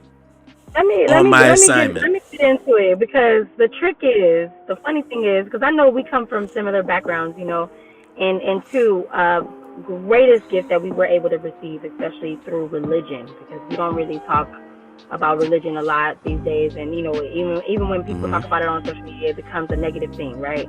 Right. One of my favorite things about my demeanor and who I am, and even with my ego, is that I had a direct connection with Source since I was a kid, and most people who started going to church when they were kids, they have that connection with God. And we talk about the Heavenly Father. We definitely see it on that same plane, because I do believe in the Holy Trinity. As a believer, as a, even as I could even say as an astrologist, I believe as a spiritual woman in all totality, that there is a source that has granted us this life for sure. But I would like to always put forth the understanding and the knowledge that God is within us as well. God is with us. God is with us all the time, and we are children of God, and so it makes us a direct descendant. And I wouldn't say all of us. And I always want to clarify that, because some people living on this earth, they part of the third party. They ain't with us. Some people, I'll be wanting to clarify that all the time, because I'm like, people always say, you know, especially through Christianity, oh, we're all children of God. We're all God's. Yes, yeah. And I'd be like, no, we're not. No, we're not. Right. But the anointed ones, like the people, I would even say, because, you know, not everybody's oil is the same. You know, God gave us all different gifts and all different purposes to collectively come together. And me, I see myself as a God. I do. I truly do. But I also have the power. And why? Because I always seen that. When I was going through my rebirth, when I was falling to the wayside, when I was allowing, which I believe is the opposite, the yin and the yang, where people say God is the devil, and, you know, the black and the as above and so below. When we talk about all the different examples of the enemy tried to take me away from this life, and a lot of people did. A lot of people have that same thing. But the one thing that I know, when I heard God's ear, because I have a faith that was so strong, so much more stronger, that pulled me out of my darkness, that I was granted a second chance at this life. When I talk about my awakening and my experience, I give all glory to God. But I also know that for me, self-love is tapping into my God consciousness. And I always try to explain that to people. It's like keeping that as the forefront, because that's where gratitude comes from. It's like when we praise God, when we say that we believe that our Father keeps the lights on, because He do. He keeps the lights on in our house. He keeps the light on in our head. He keeps our lungs breathing, and that is granted to us through His merciless act. Self-love right there, at all-time high, especially what Yeshua did for us on the cross. Sorry, that was like the most selfless act of self-love that anybody can give back to anybody, but we don't even do that ourselves. But self-love is not selfishness, because if we understand that we have to give back to ourselves in a way where we have to sustain, we have to be positive, we have to love on ourselves enough to give it back to someone else. It is about the collective. It is about pushing the God consciousness, and it is about serving God under that idea that we can love one another, because that's all we're supposed to do. That is our purpose. So I look at it in its totality. So because I know what you were saying, because I was like, I can't wait, because I'm like, I hear it. Self, I, and when inevitably that is not how we got here. And I get that. Like, so I totally get that, and it's like, but it self-love is not to be, definitely not to be confused with selfishness, because a lot of people have taken it that way, and that is the truth. You know, it's just like that telephone game, when you pass it down to one person, somebody taught what self-love could be, and then by down to the 50th person, that person took it like, I'm supposed to be an asshole. I'm supposed to be mean to present myself against other people, and I'm like, no, that's not what this is about. Right. That's how I feel about self-love, and because I'm a self-love advocate. Because as much as I am able to put back into myself, and as much as I am supposed to self-preserve this vessel, because that's what God talks about in the Bible too, taking care of our body, making sure that we put in the right food in our bodies, who we laying up with, our souls, soul ties. What you watching, what you listening to. What you watching, what you listening to, what you letting come into your life. That's self-love right there. What you letting come into your house. That's self-love right there. Like, tapping in, like, taking care of your soul. Like, a lot of people might not want to be vegan. That's fine. You don't have to be vegan. Vegan is just a name. It's just a cycle. But if you really take to heart that certain animals ain't supposed to be put in our body because they are toxic to our body. They give us parasites. They harm us. They cause heart inflictions and all types of stuff on us. We don't even really recognize it as that because as humans, as long as we've been living, it just looks like we're supposed to eat all of this stuff because that's just all we've learned. And that's how we feel like we've been able to survive all of this time. But truth be told, putting nourishment in our body and loving our body by giving it color and greens and all types of stuff, having a healthy balance. I'm definitely not ever promoting veganism. I don't push my beliefs on other people. That is something that I just proudly will say that I don't do because it's true. I just don't. But I know what it's done for me. It's lifted my vibrations. I remember when I became vegan or I tried veganism out, right? I started being so much more clear-headed. And I did become more connected to God. My relationship with God, I felt like took off. Let me say that because I always had a connection with God. I always had a relationship with God since I was a child. But the discernment, the tuning of the ear and listening for that still small voice that we all hope to hear one day, that we all want to get connected to. Because some people, you could be Christian and you don't know what God here sound like no more or at all. Yes, sis. Because are you tapping in? Look, I don't understand how there's there's people who are Christians out there who have never tapped into the Holy Spirit. Woo! It's like what? You're literally missing out on the best part of you know what I'm saying? People be looking at me because I do tarot cards, and they be looking at me like, do you even know?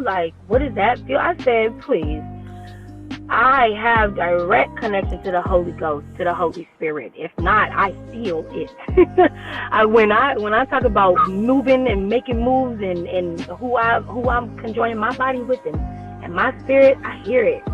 And it's gotten me so far that I still get tested. The devil likes to throw in his little things every once in a while. He likes to bump with me. He likes to mess with me. He tries to mess with me, but he know I'm one of the strong ones too. So I don't get hit a lot. But when I do, I get rocked. But it doesn't mean that I'm falling away from my faith. But I got the sword and the knowledge and the spirit with me.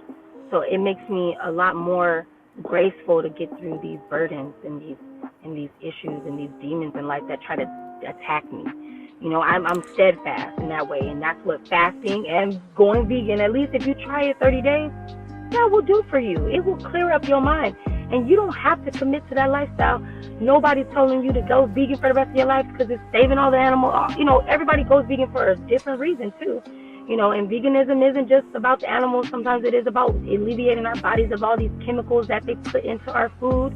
That is a number one way to become vegan, is to say, I'm going to eat clean. That means checking out your resource to find out where you're getting your food from so that you know that your crops weren't infected by pesticides. To make sure that your eggs are coming from real chickens that aren't being shot up with injections and hormones, or that aren't even fake. How about the embryos that they have breeded in these test labs to create fake chicken that y'all eating? That's the stuff that I became vegan for. I didn't want to eat that stuff anymore. I didn't want chemicals in my body. I can't speak on that stuff because it's a federal agency I work on, so I'm gonna leave that completely alone. I don't know what this woman talking about. I am not with her. No, no, but for real, hear me out. So yes. I baited you a little bit with the self-love and all that. You know what I'm saying? I baited you with that. I wanted to hear your perspective. I know I could poke the bear a little bit, but I had this thought.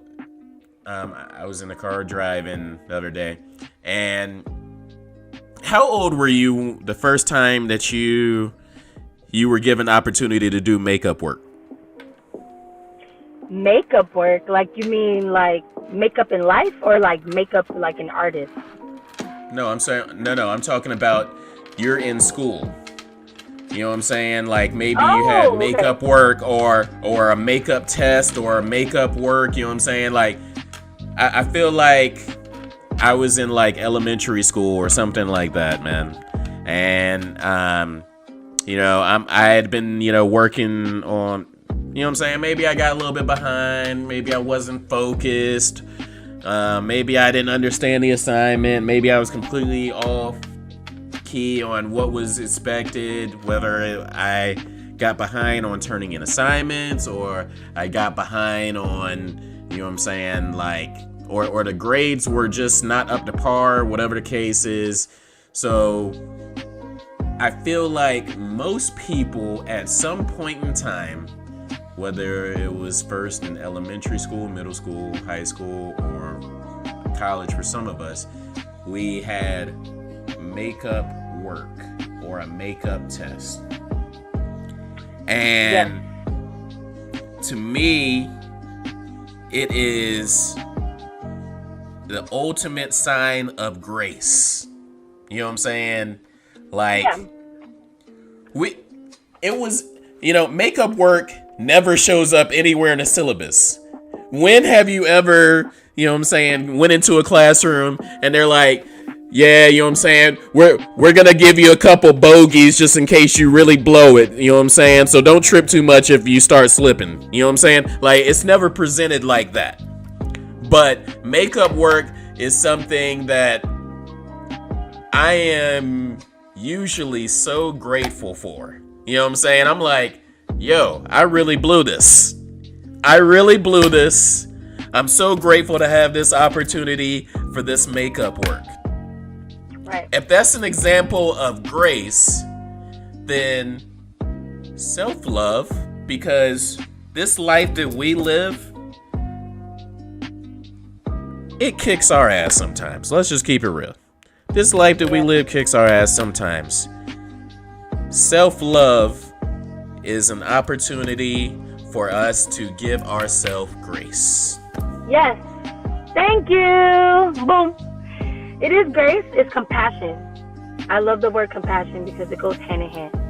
Compassion is the understanding and the know of especially for other circumstances that are not of our becoming. Like, you know, it's to kind of tap in, to kind of give that grace and the understanding, the ultimate understanding, like the ultimate understanding of how things are actually played out. Because that's how we're supposed to treat our neighbor, because we don't know what everybody's going through. We have to somehow be open to understanding that it's not like that for everybody. And we also have to have that for ourselves. So grace and compassion to me go hand in hand, because it is the understanding that, hey, sometimes we might fall down, but we still gonna get back up, you know. And it is giving ourselves that. It's ultimately that. And the first time I ever experienced makeup work, I was in high school, because I was pretty studious. I think even for me, like in middle school, I even might have had to retake a test because I might have been absent or something like that, because I was a nerd. Like, I was always in school. I loved being in school every day. And then in high school, I found myself almost every year, all the way up until even high school, like my senior year, which I didn't even have to complete because I was already done really with school. But I had one English class that they saved over for me for English, and I ended up getting like a C- or a D in the half stage of, like, right before the second semester start. And that was typical for me in high school. I don't know. It's funny because I would be so great in the beginning, and then somewhere it would go on a slippery slope. It'd be like, oh no, like, and all my teachers would be like, Jessica, no, like, you're one of our greatest students. What's going on with you? So they're all tapping in my parents. They trying to make sure that I'm getting back up there, and then they all go, you can make up, you could do. And it's crazy because I was such a good kid, like, and I would say a little bit of a brown noser too. I ain't gonna lie, because I like to try to keep the adults on my good side. I learned how to work the advantage of school. I did. I don't care what nobody say. I was like, no, but that was how I got an extreme amount of grace from most of my teachers, because they already knew my ability. They just believed in me. And they also understood that sometimes I wasn't in the best environments. Like, for me, like, not the best environment, because I was in a great environment growing up, but I think, like, some of my teachers also knew that I was commuting. Like, you know, we had to wake up at 4 o'clock in the morning, and then I would get home sometimes late because of traffic. Then I'd be doing my homework until the midnight, and then I would also be loving, because I was a music head then. I was up until 1 o'clock doing music, listening to myself record music and stuff, and do all funny stuff. And then I would wake up at 4:30 in the morning just to get to school at 7. Like, I was under a lot of extreme pressure during the middle of the school year, and every time my teachers always like, Jessica, just bring your grade up, do this, do that, They'll give me so much extra credit stuff to make up that I'll just get back on track. By the end of that year, I was already back to my A's and my B's because of how much grace they was able to give me. So I'm no stranger to grace. And the fact that I literally could not be here today, like, I've experienced life and death situations a multitude of times in my life. And I think a lot of people don't, that's why I'm really big on taking life for granted, because I'm one who's seen the other side a couple of times, like, no lie, where I've been so close to that kind of adversity in my life that I wouldn't even be here talking to you, and one of the times was when I had fallen under, my unconscious mindset I felt trapped, and I didn't want to live anymore. And those, that's why I feel like I'm also able to give back into the mental health advocate community, or the mental health community, because I'm such a big part of that, and I know that God saved my life. I don't attribute that to myself. I don't say, oh, I pulled myself out of this slumber. I didn't give myself this self-love, because the self-love was always a tool for me since I was 23. It was after the first experience of heartbreak that I had experienced after me and my son's father didn't work out, which I did bounce back from, and I did take the time to heal. I took a nice time to heal when I was younger. Some of my colleagues and some of my peers, they're not on that level at 20 years old, trying to figure out why somebody don't love them. So they go chasing after it, and they go hurting themselves behind it. And I didn't want to do that, because I had a family. I had a child with this man, and who I had this child out of love.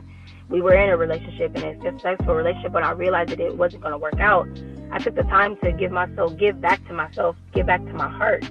I started my self-love journey on that when I was 23 years old, and other things in life kind of took me by a whirlwind of storms. I was in every storm, from Hurricane Katrina to freaking, what's the freaking thunderstorm that we had over here on the West Coast. Like, I've been in a lot of different storms in life to realize that, we do either conjure them ourselves with negativity, staying around the wrong folks, not taking the right jobs, accepting too easily on things that we know we ain't got no business being a part of. And then I started going through my 9 lives. I almost died from a really crazy accident one time, which I was so grateful to walk away from with a scratch and a messed up knee. Like, I got a testimony, Randy. I got a testimony. And a part of my life coaching is that testimony. And it's to show people that, yes, because we are in our vessels, God is asking us to show up for ourselves. God is saying, show up as the God and the goddess that you are. Love yourself so that you can do ultimately what I asked you to do. Is to live, because tomorrow is not promised. It is something that we all know. Every day we should never take this life for granted, as we are able to get this breath, and that's why we give praise to our Heavenly Father every day that we wake up to live. That is the reason why I started all my business. It's the reason why after I got my second chance in life, I started my pipeline dream. Thanks to Nipsey Hussle, one of my favorite artists of all time. He's got to go down as one of my favorite artists of all time. And why? Because I don't know nobody that didn't like Nipsey Hussle's music, to be honest. Like, I don't know. I've met a lot of people from around the world that say Nipsey Hussle is like one of the greatest. And that speaks to him being such a small town boy from out here in South Central. That speaks some magnitude to his presence as a God, as somebody who is a child of God. Because even though he went through his adversity, and he was somebody who, even people, they try to say that he was a thug and all this type of stuff. And I'm like, well, we all got our lives. We all got our demons. We all got our shadow selves. We all come from a line of adversity. Like I said, we were all born into chaos. But it takes God to change all of that for us. He opens our eyes. He broadens our horizons. He open up that perspective. And for him, he gave me the knowledge that I can do this through God. and that's what his mom and him believed in. You know, they were spiritual people. They come to be on that same enlightenment once their lives changed, once they were humbled through life, where he almost lost his life in a previous life. You know, and getting closer to God is a part of that, because, well, one, we don't want to dishonor our Father. We never want to blasphemously dishonor him in any way, you know, because we do. It's our connection to Source, period, that keeps us alive. And he taught me to set up my goals and my dreams certain ways so that I can accomplish them. Currently, right now, it's the same thing that I'm actually trying to do when it comes to my podcast and my production company, the publishing company that I want to run and start when it comes to my music. So I have a lot that I'm trying to do, and the only way that I'm going to successfully get through it is to stay in my higher consciousness. It's just to go upward and to be a righteous counterpart for the world. You know, like, I want to be useful to this land before I die, and I think Nipsey embodied that for me. Like, there was certain things that he wasn't even able to accomplish. There's things that now that he's gone, they took it away, which is so painful to see. Like, because it would have changed all of our situations out here in LA, in the hood, for our babies, for our future. We're not gonna do that. We're not gonna do that, Jess. No, remember, we hold up. You and I, we had a talk the other day, man, and you know what I'm saying. We ain't gonna do that. No, not even that, man. You know what I'm saying? Like, I shared some of my testimony with you, and you did. You know, the punch, everything happens the for a punch, reason. yes, the punchline is all things work together. All things work together for the good of the all things work together for the good of those who love the Lord and are called according to his riches and purpose. So a lot of people, believe it or not, you know what I'm saying? Like, I know you said hometown boy. A lot of folks were not hip to Nipsey before he passed. Yeah. There's a lot of folks who, you know, we not gonna talk about the clout chasers. We're not gonna give any credence to the clout chasers. We know they out there, but you know, a lot of people were not hip to Nipsey before he passed, and yeah, I love how, you know what I'm saying, we can look at Nipsey, we can look at Lisa Left Eye, you know what I'm saying, we can look at a couple examples of folks who, Tupac. you know what I'm saying, Tupac, folks that were maybe misunderstood, or people didn't get them and their brilliance while they were alive, you know what I'm saying? And now, you know what I'm saying, all you have left is to go off of their life's work.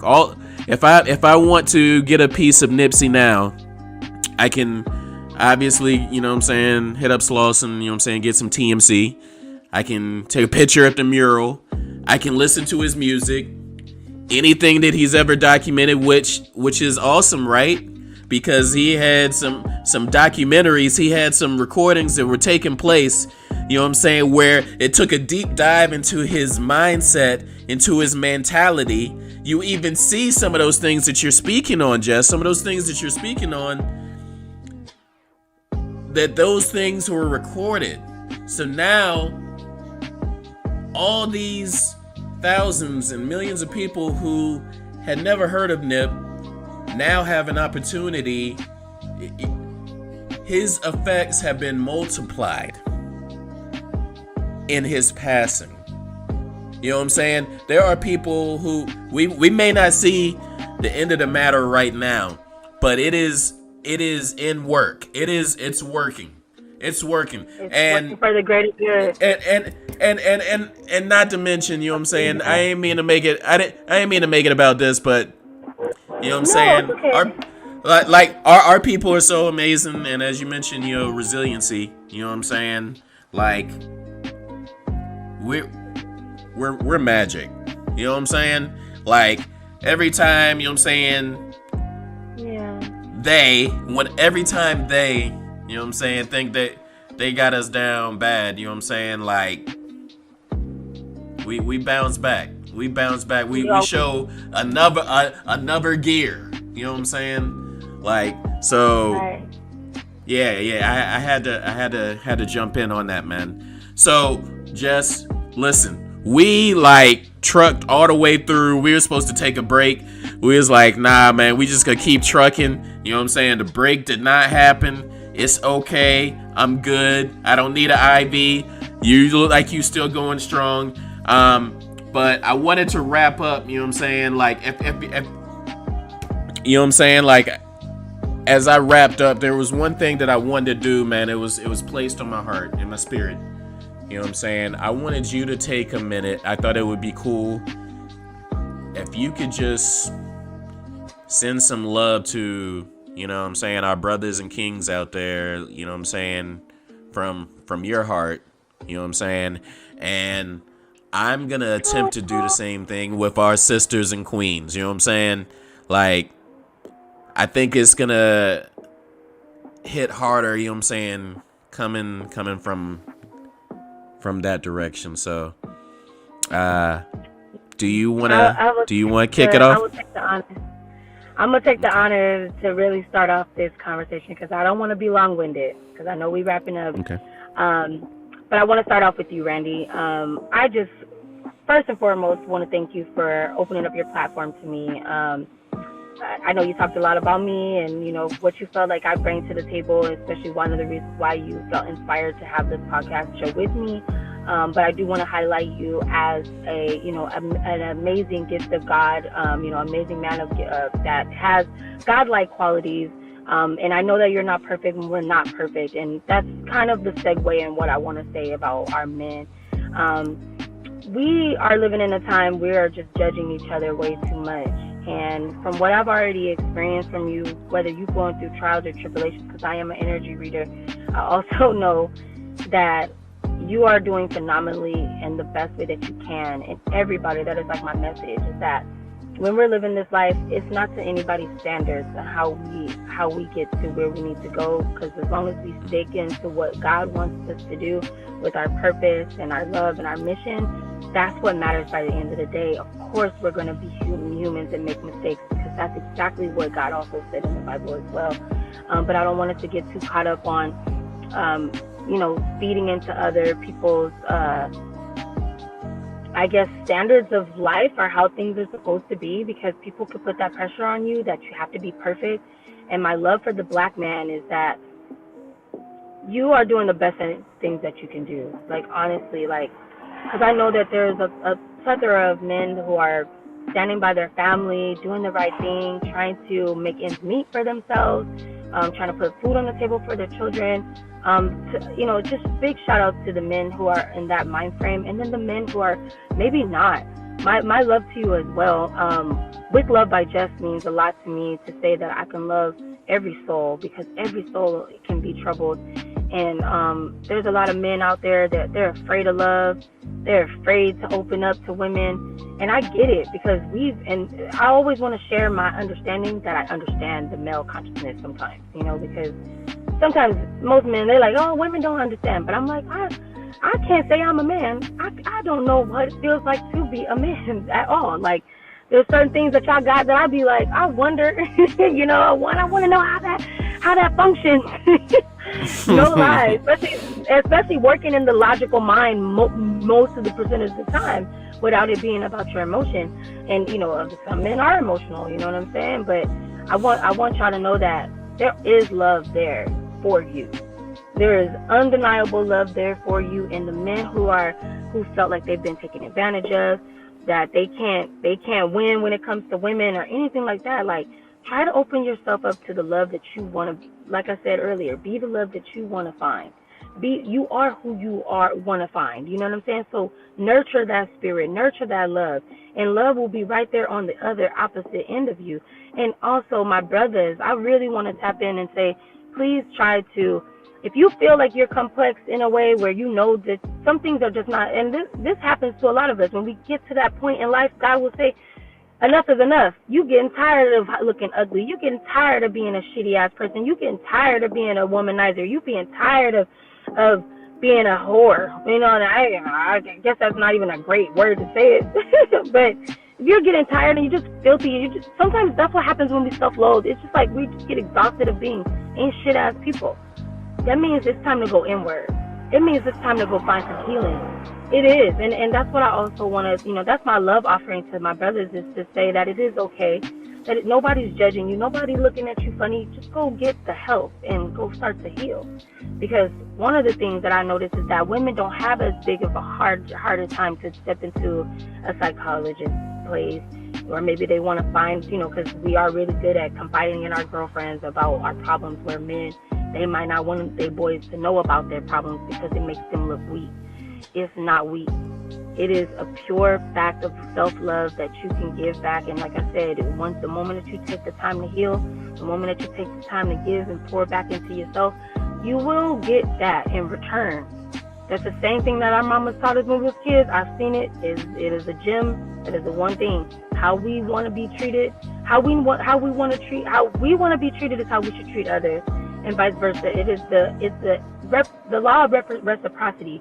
When we pour into us, when we can begin to pour into other people, and other people will pour back into us. It is a forever. It goes on. It's infinitive.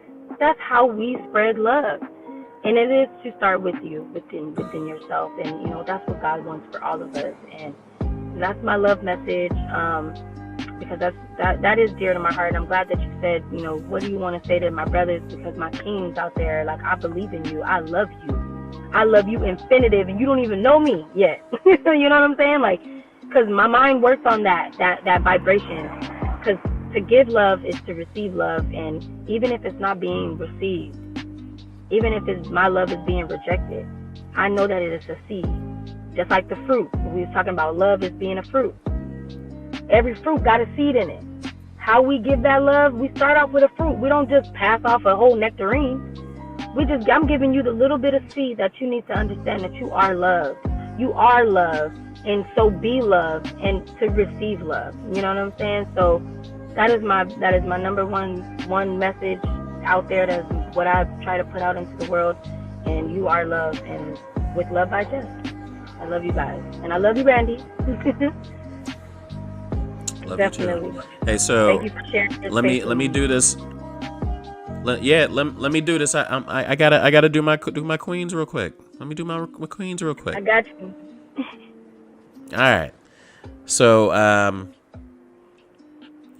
didn't have anything prepared. I did meditate on this a little bit, and what I want to say to our black women, to our queens, to our sisters, I had to take in consideration, my mom, my aunts, my wife, my daughter, and one of the things that really comes to mind is, issues with trust. And on behalf of, black men, I want to tell you sorry. I want to let you know that there is still a remnant out there that wants to, take the reins, that wants to earn that trust, that wants to lead, and lead because they're qualified to lead, and lead because they have been called to lead. And we know that it may be hard because, you've seen so many examples of us failing out there. And we know that, time and time again, it seems like when you do make those decisions to trust, that we're letting you down. Well, we are human. We do make mistakes. And I am so grateful to see and that I can relate to both sides of the coin. I have I have, sisters out here who want to know if those unicorns exist, and they do. And Absolutely. I have brothers out here who want to know if those unicorns exist, and they do. And I tell you no lies because I've seen them. I've seen those unicorns on both sides. They do exist. Absolutely.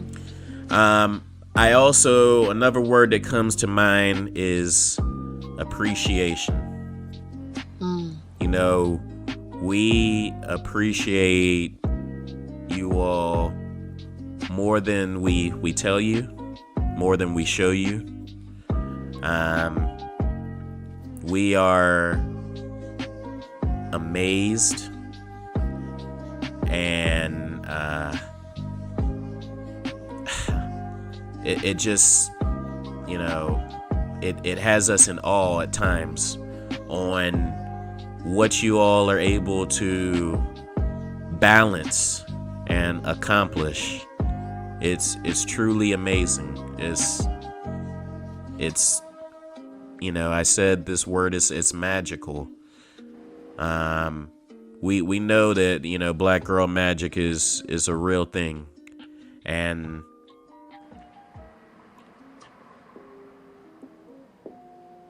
sometimes we may feel a little bit threatened by it, and that's part of us needing your help.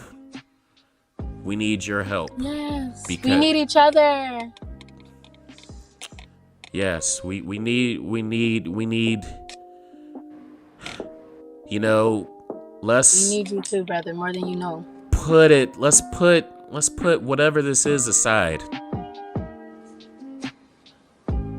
And let's work together on the same team. Yes.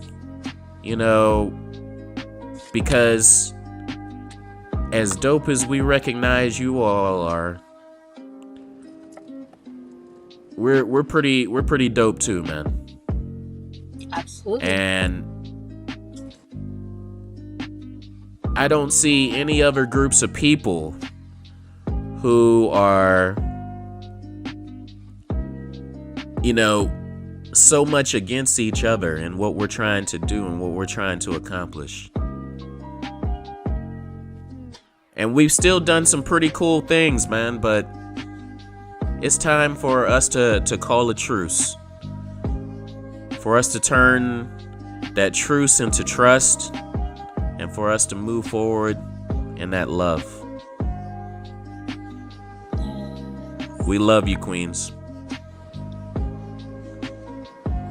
Well, I'll be the first to accept. I appreciate that. I definitely can't speak on anyone else's behalf, but I know that was very heartfelt, and I hope that message got out to our sisters as well, because it's the same thing that I believe in. There are unicorns on both ends, and there are people out here worthy enough to be appreciated and appreciate and all types of stuff. Like, when you talked about trust, that is so huge. We have lost that with each other. It's hurtful.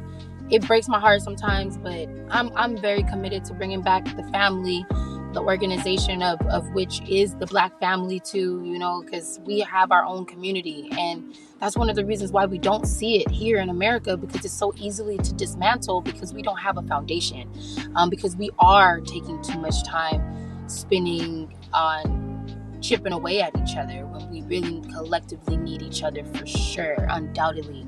I may say that so much. Women, I really can't stress it enough. Try to understand why you have the mentality of I don't need a man. Let's try to edge away from that going into this new turn of the future. And then the brothers, the same thing. I hear a lot. These women ain't bloop bloop and a lot of other stuff. And I'm like, man, how do we begin to come together? But like you said, just giving that grace, learning to trust, and then also tapping into where we can find out why we have this mistrust. How are we taking the steps to heal from those traumas that we've received from one another, so that we can look at things in a different perspective, so that we can begin to open our eyes to the beautiful and bountiful relationships that we can create within our own communities. So I am all committed for that, and I really appreciate you for bringing that up. And yeah, I love it. So, anything else you want to Yes, say? absolutely. Absolutely. I actually just want to give you one more moment to just let people know how they can follow you. So just take a moment, and this is your time to just, what I'm saying, plug what all you got going on and how people can keep in touch with you. Yes. On I have a couple of pages on Instagram. I don't really do anything else. I am kind of on Twitter, but I don't really give my handle out because I haven't really actively been on it. But She Instagram, said it's a burner. yeah, and I never really She was into says it she anyway. said it's a burner account. Nah, go ahead. But the Instagram, you can find me on my wellness page if you are interested in reaching out for counseling or anything. I mean, it doesn't even have to be for that because I don't want to put nobody on Front Street, but definitely DM me if you are interested in getting some sessions in with me. On my wellness page, I do meditative practices and breath work and a lot of other different healing modalities that I'm still learning to tap into, but also the counseling. It is there. That is what I do. I consult with couples, anyone who is, dealing with depression. Oh, I also deal with death anxiety as well. That comes with my holistic healing and my counseling that I do. But that's on With Love by Jess 88. You can find me on With Love by Jess on Instagram.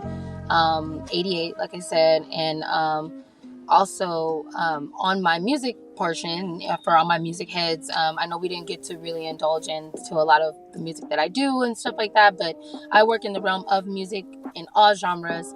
If you are interested in getting something listened to, I am a music She has a consultant. great voice too, by the way. She has a great voice too, by the way. Thank you, Randy. Yeah. I do vocals, I do backgrounds. So if you're looking to book a vocalist for your studio session, if you need backgrounds on harmonies and all that stuff, I am there available. But my music page is Rabs Lane. It's RABBSLANE. Because I'm Rabs, that's my name. But I always stayed in my own lane. But when it comes to this music, I am pushing forth a collective, a healing modality as well with music. And you could also contact me at rabslane at gmail.com if you want to submit any of your music, because I do A&R. I do artist and development. That is my niche. That is what I'm able to help with people from around the world, from around this country, I would say. I mean, I am local to Canada as well. Like, I'm no stranger to working with creatives from Canada, Southern California, Northern California, Atlanta. I'm pretty much a little bit of everywhere. I'm actually taking over the streams in Tennessee this year, so I'm trying to get my music out and pushed out and to support that group of music there this year in the Midwest.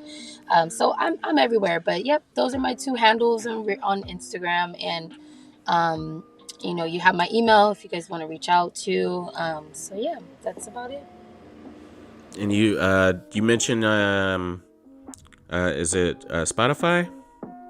Yes, thank you, Randy. So I do have my podcast, and it is on Spotify. You can find it under With Love by Jess, my health and wellness profile, where we talk about everything between love, music, I mean, we don't really get too deep into politics or religion, but we definitely touch on certain things when it comes to our families, our communities, motherhood. I talk about women empowerment. So my podcast is a plethora of ideas and topics that I'd like to go over and talk about, but we are reemerging this coming year to relaunch With Love by Jess with new episodes. So you guys will be able to get that, especially once, this podcast comes out with Randy's podcast. I'm definitely looking forward to getting some more interviews in, and you guys have more content to listen to. Because I guess I am a healer. I shouldn't be so shy about it, but that's my modality. That's my voice. My voice is a healing mechanism for all. And if you guys like what you heard today, definitely check me out. Excellent. Well, Jess, thank you so much for joining me here on the podcast today. It's truly been a pleasure. this is gonna be one of those podcasts. Gonna be like, Kendrick's album, man. You might have to listen back a couple times. You know what I'm saying, to really get it out, because it came out fast. It came out different directions, and it's loaded. It is loaded. You know what I'm saying, and that's all right, because we got to record it for you. So thank you so much for joining me. And I look forward to jumping on yours when you're ready. You know what I'm saying? Or if you don't want to, I'll try not to have my feelings hurt if you don't put me on. You know what I'm saying? No, we're going to do it, because I need to find out what your I want to know what your top 5 artists of all time. We got to go and do that. We got to do it. So we're going to be talking about music and love on that podcast as well. But of course, whatever your desired topic would be. And we're going to get into Randy's version of music and what he loves when it comes to music. That's what's up. Oh boy. Yes. Oh boy. You're not ready for that. So anyway, this is great, man. I look forward to, working with you in the future on what you got going on. Similar to me, she doesn't like being put in a box. So, you never know what the next topic's going to be. And that's cool, too. But this is a wrap for episode 27. Not the Brandon Jacobs episode. We'll say it's the Eddie George episode. Episode 27 of the Think Tank Podcast. Hey. Thank you so much for being with us. And we love you all. And God bless. God bless. Peace.